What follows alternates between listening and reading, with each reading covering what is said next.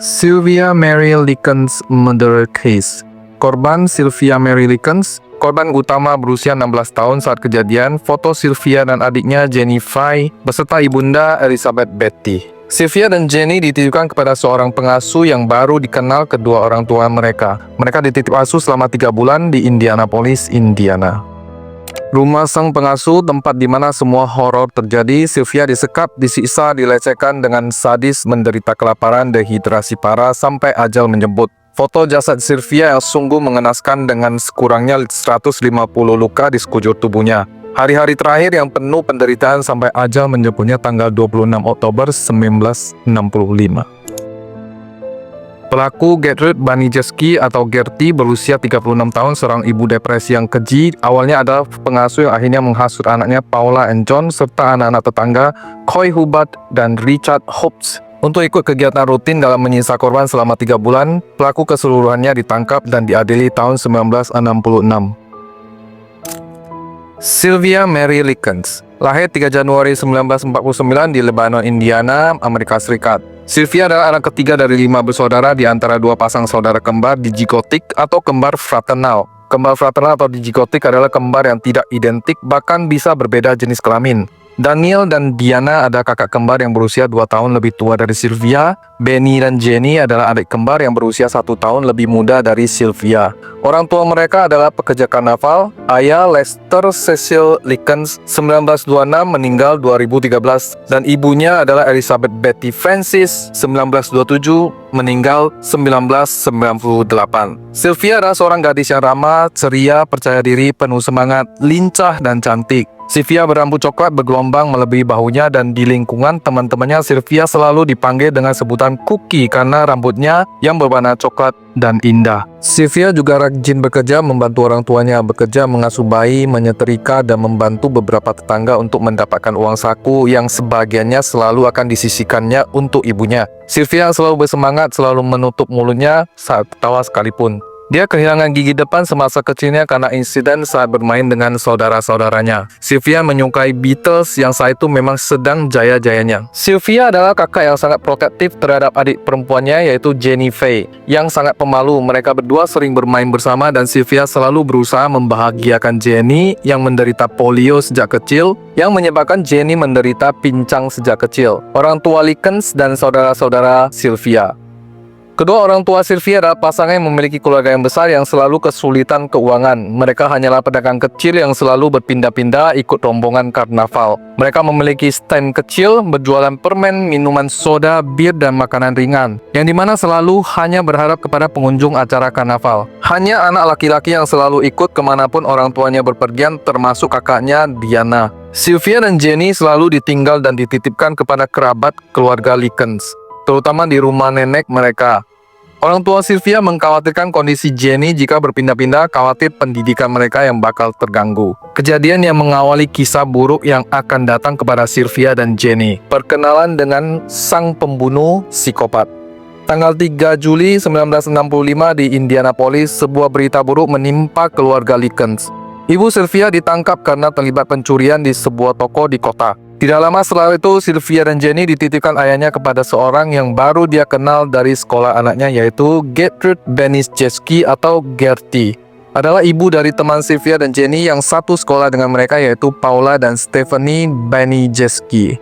Gertie, sang pengasuh, menyanggupi titipan tersebut setelah terjadi kesepakatan biaya asuh sebesar $20 per minggu, dan pada bulan November nantinya Sylvia dan Jenny akan dijemput orang tuanya setelah selesai acara karnaval di East New York Street, Pantai Timur. Awalnya semua berjalan baik-baik saja. Sylvia banyak melakukan aktivitas bersama Stephanie, menyanyi bersama, membantu pekerjaan rumah keluarga Gertie. Bahkan mereka sering ikut bersama keluarga Gertie menghadiri sekolah minggu. Pendeta di sana banyak memuji kesolehan Sylvia. Sampai suatu hari masalah pembayaran mulai tersendat dan telat dibayarkan ayah Sylvia. Disinilah kekesalan Gertie mulai tumbuh dan tumbuh. Ibu pengasuh ini mulai menghukum anak-anak Likens, memukul mereka dengan berbagai alat, kadang-kadang tanpa sebab sebagai pelampiasan, menuduh anak-anak Likens yang menghabiskan terlalu banyak makanan saat acara malam gereja tanpa bukti. Tuduhan-tuduhan yang mostly berujung kepada hukuman fisik. Pada pertengahan Agustus tahun 1965, Sylvia secara khusus mulai dilecehkan oleh sang pengasuh yang disebut kecemburuan terhadap potensi luar dalam Sylvia. Gertie semakin impulsif dan mencari alasan sebanyak mungkin untuk mulai menghukum Sylvia. Hukuman berupa pemukulan dan membiarkan Sylvia kelaparan, bahkan memaksanya untuk memakan makanan sisa dan basi dari tong sampah. Kehidupan Sylvia mulai suram dan kelam. Hampir setiap hari selalu ada tuduhan kesalahan, bahkan Sylvia yang kala itu pernah berpacaran mengakibatkan perundungan dan penghinaan. Sang pengasuh sepertinya tidak senang akan status Sylvia. Suatu hari saat Gertie menginterogasi Sylvia tentang kebenaran status pacarannya, Sylvia hanya menjawab dengan jujur dan polos bahwa dia tidak pernah melakukan sesuatu di luar batas. Tetapi sebuah tendangan ke arah perut dan genital diberikan Gertie kepadanya dengan tuduhan yang sangat berlebihan. Pemukulan itu juga dilakukan anaknya yang bernama Paula yang sedang hamil muda saat kejadian. Apakah ini sebuah kecemburuan tanpa nalar ataukah dipicu karena keterlambatan pembayaran biaya asuh oleh ayah Sylvia? Saya akan kupas sedikit latar belakang sang pengasuh yang nantinya menjadi eksekutor Sylvia. Gertrude Nadine Van Vossen atau Gertrude Benijeski atau Gertie, lahir 19 September 1929, Indianapolis, Indiana. Anak ketiga dari 6 bersaudara, menyaksikan ayahnya pass away pada usia 11 tahun. Gertie putus sekolah saat umur 16 tahun karena menikah dengan suami pertamanya, John Banijeski, yang baru berusia 18 tahun. Dan mereka memiliki 5 orang anak, yaitu Paula, Stephanie, John, Mary, Shirley, dan James. Nikahan mereka berakhir setelah bertahan 10 tahun. John disebut pribadi yang kasar dan gampang emosi. Gertie lalu menikah kedua kalinya dengan Edward Guthrie dan hanya bertahan beberapa bulan dan bercerai. Di usia 34 tahun, Gertie hidup kumpul kebo bersama seorang pemuda yang baru berusia 18 tahun. Pemuda itu bernama Dennis Lee Wright, yang juga seorang yang sering melakukan kekerasan fisik kepada Gertie.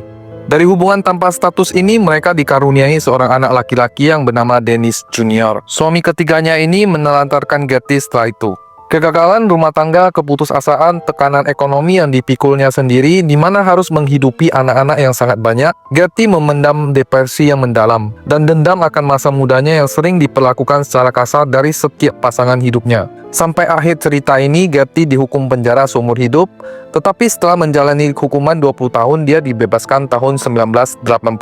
Walau akhirnya dia meninggal pada tahun 1990 di usia 61 tahun di Iowa karena kanker paru-paru. Kita akan kembali ke bagian penyiksaan dan pelecehan yang dilakukan pengasuh Sylvia. Tuduhan dan hasutan Gertie tidak berhenti sampai di sana. Keluarga ini kadang mencekoki Sylvia dengan makanan yang dimuntahkan. Gertie menuduh Sylvia menyebarkan rumor di sekolah tentang Stephanie yang merupakan seorang wanita murahan. Sehingga ini membuat Sylvia mengalami berbagai kekerasan fisik oleh Stephanie dan pacarnya. Sisaan rutin lainnya dominan dilakukan oleh Paula, anak tertua sang pengasuh. Gertie bahkan sering memaksa Jenny melakukan kekerasan fisik terhadap kakaknya sendiri, dengan ancaman yang terpaksa dilakukan oleh Jenny yang lemah. Gertie tidak hanya menghasut dan memaksa anak-anaknya sendiri untuk ikut berpartisipasi dalam rutinitas penyisaan Sylvia. Dia bahkan melibatkan anak-anak tetangga untuk ikut serta menyiksa Sylvia. Mereka adalah Coy Hubert dan Richard Hobbs.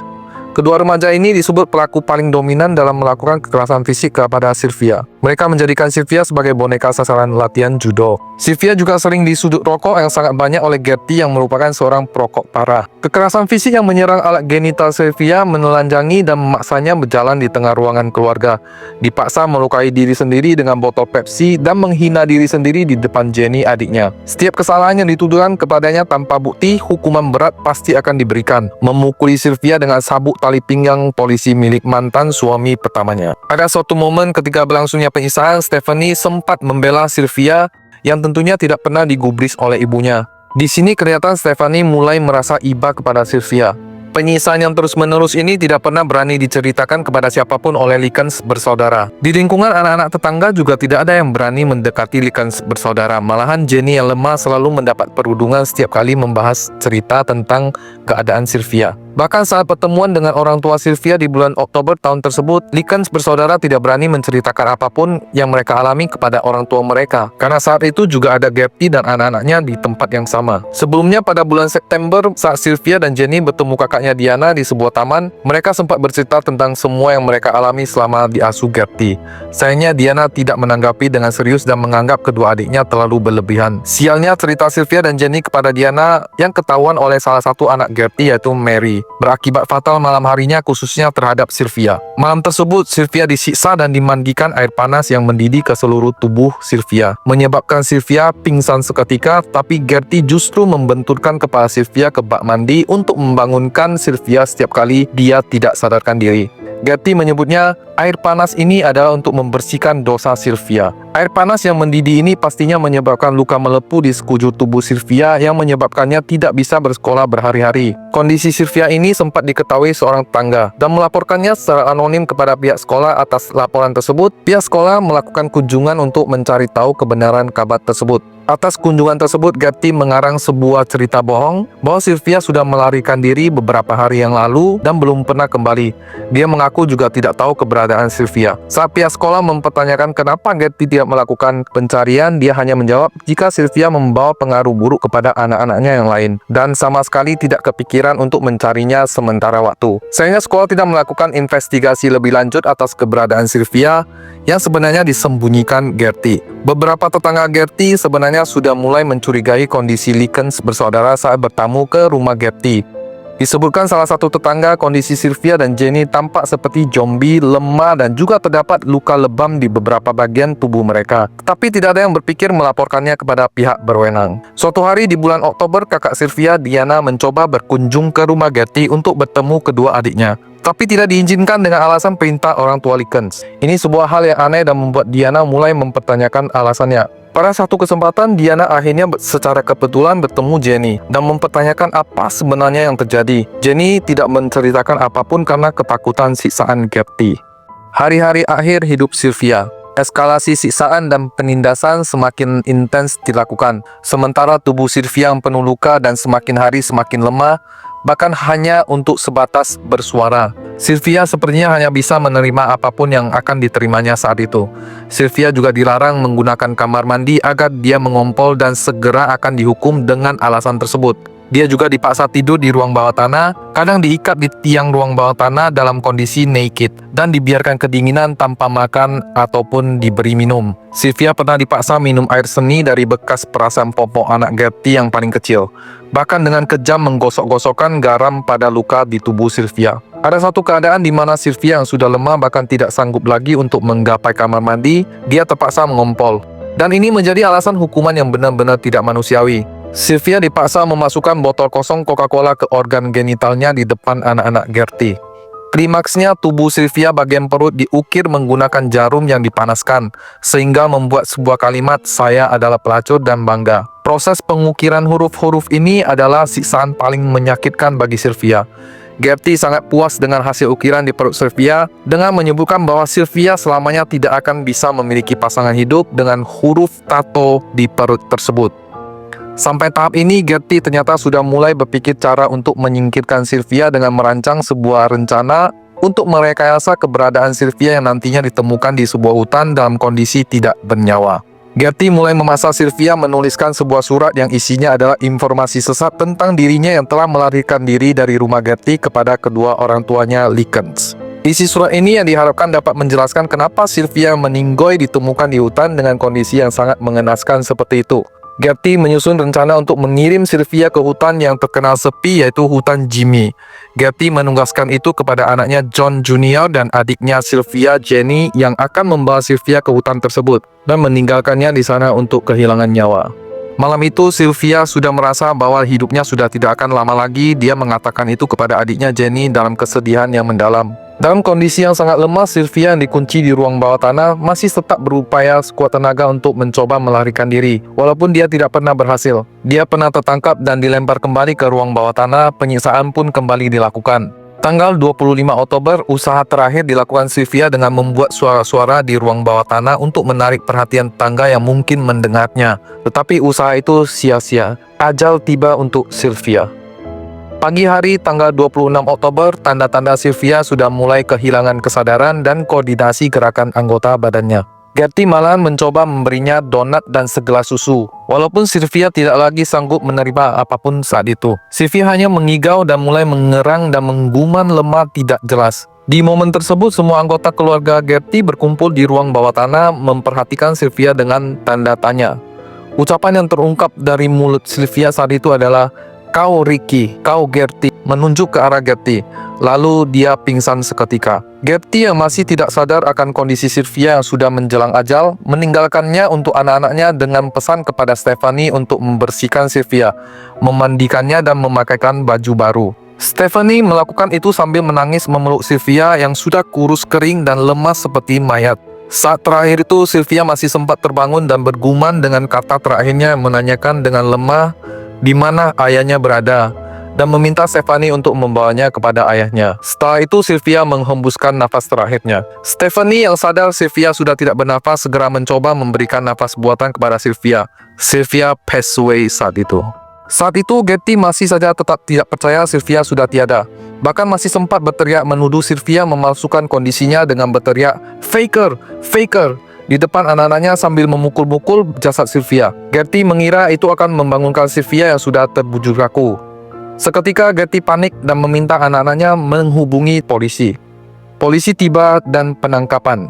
Polisi segera tiba dan Gertie membawa polisi ke ruang bawah tanah di mana jasad Sylvia yang mengenaskan berada. Dengan keadaan yang sangat mengerikan, tubuh kurus kering, pucat seperti zombie, penuh luka sekujur tubuhnya yang tidak terbayangkan, penuh luka bakar, goresan-goresan huruf di perut, sebuah pemandangan yang sangat mengerikan. Gertie segera menunjukkan surat yang sebelumnya ditulis Sylvia dengan paksaan dan mengarang sebuah kebohongan yang biadab. Gertie mengaku justru dia menemukan Sylvia dalam kondisi mengenaskan seperti itu dan mencoba mengobatinya beberapa jam yang lalu. Gertie juga menyebutkan jika Sylvia sebelumnya sempat melarikan diri dari rumah bersama beberapa remaja laki-laki. Dengan surat tersebut sebagai alibi jika Sylvia kehilangan nyawa karena perbuatan orang lain di luar rumah mereka. Salah satu anak Gertie, Paula Jahat, juga sempat bersaksi di depan petugas kepolisian sambil memegang sebuah Alkitab. Paula mengatakan bahwa kepergian Sylvia sudah seharusnya sambil melihat ke arah Jenny dan dengan kalimat mengancam agar dia bercerita sesuai dengan apa yang sudah dilatih dan diinstruksikan sebelumnya jika ditanya petugas kepolisian. Polisi saat itu mencoba bertanya kepada semua orang yang berada di lokasi tersebut, termasuk Jenny. Dengan suara yang lemah kecil dari seorang Jenny, polisi mendekatkan kepalanya ke Jenny untuk mencoba mendengar keterangannya. Di saat itulah Jenny berbisik meminta polisi untuk mengeluarkannya dari rumah tersebut agar dia bisa menceritakan semua kebenarannya. Ini membuat polisi langsung berasumsi bahwa ada sesuatu yang tidak beres di sana. Saat itulah pengakuan Jenny menjadi kunci utama kasus yang menimpa Sylvia, kakaknya Jenny. Gertie bersama anak-anaknya Paula, Stephanie, dan John langsung diamankan petugas. Disusul dengan penangkapan Coy Hubert dan Richard Hope yang juga terlibat. 3 anak tertua Gertie dan Coy Hubert ditempatkan dalam tahanan pusat penahanan remaja. Anak yang lebih muda dan Richard Hope ditahan di Indianapolis Children Guardian Home. Semua di antara mereka ditahan tanpa jaminan menunggu persidangan. Awalnya Gertie menyangkal semua tuntutan, tetapi karena terus diinterogasi dan bukti-bukti, akhirnya tanggal 27 Oktober, Gertie mulai mengakui dan menjelaskan semua yang telah mereka lakukan terhadap Sylvia selama ini. Paula dan Coy Hubert adalah yang paling dominan setelah dia sendiri. Semua terdakwa menceritakan semua kejadian dan mengakuinya. Mengakui semua rutinitas keji yang mereka lakukan selama 3 bulan terhadap Likens, terutama Sylvia. Dalam proses pengungkapan kasus tersebut diperoleh 5 nama tambahan pelaku penyiksaan Sylvia, yaitu anak-anak tetangga. Mereka semuanya akhirnya ditangkap dan dituntut hukuman penjara saat itu. Otopsi yang menyedihkan. Terdapat sedikitnya 150 luka terpisah di sekujur tubuh Sylvia. Sylvia mengalami pecah pembuluh darah di otak, luka bakar, memar, kerusakan otot dan saraf yang parah, luka bengkak memar di genital, semua kuku yang patah ke belakang, sebagian besar kulit wajah, leher, badan, dan lutut, payudara yang terkelupas dan keriput. Bibirnya yang putus digigit sendiri oleh Sylvia, mungkin karena ini kesakitan yang teramat sangat sebelum ajalnya. Lalu penyebab lainnya adalah malnutrisi parah, kurangnya asupan gizi makanan yang sangat parah. Pemakaman.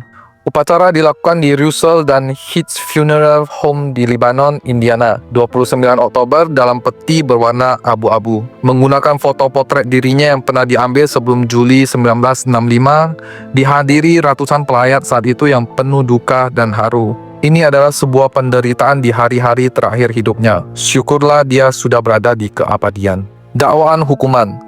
30 Desember 1965, Gertie Baniszewski dan 2 anak tetuanya Paula dan John, Richard Hope, dan Kerry Hubert didakwa bersalah karena terbukti melakukan tindakan penyiksaan dengan terencana. Kecuali Gertie, semua anak-anak dihukum hanya beberapa tahun penjara pertimbangan usia. Stephanie dibebaskan dari segala tuntutan karena tidak terbukti dengan jelas keterlibatannya. Gertie dihukum penjara seumur hidup. Gertie dibebaskan tahun 1985 setelah 20 tahun mendekam di penjara. Tahun 1990, Gertie meninggal karena menderita kanker paru, sesuatu yang disebut setimpal. Kejadian nyata yang memilukan ini difilmkan dengan judul An American Crime tahun 2007, disutradarai oleh Tommy O'Haver, penduduk asli Indiana. Film yang diperankan oleh Elliot Page sebagai Sylvia dan Catherine Keener sebagai Gertie. The Girl Next Door 2007, dan film dokumenter berjudul Born Bad Saluran Investigation Discovery tahun 2009. Kondisi depresi, mental, ekonomi, dan histori sang pengasuh adalah sebuah pengalaman kelam yang dilampiaskan atas rasa kecemburuan dan kepuasan yang menyimpang terhadap seorang gadis yang tidak berdosa. Keadaan mental seperti ini menjadi cermin akan situasi ekonomi sosial budaya di Amerika tahun 1900-an. Terima kasih sudah menonton sampai menit ini. Saya sangat menghargai waktu dan atensi dari teman semuanya. Stay safe dan selalu waspada teman.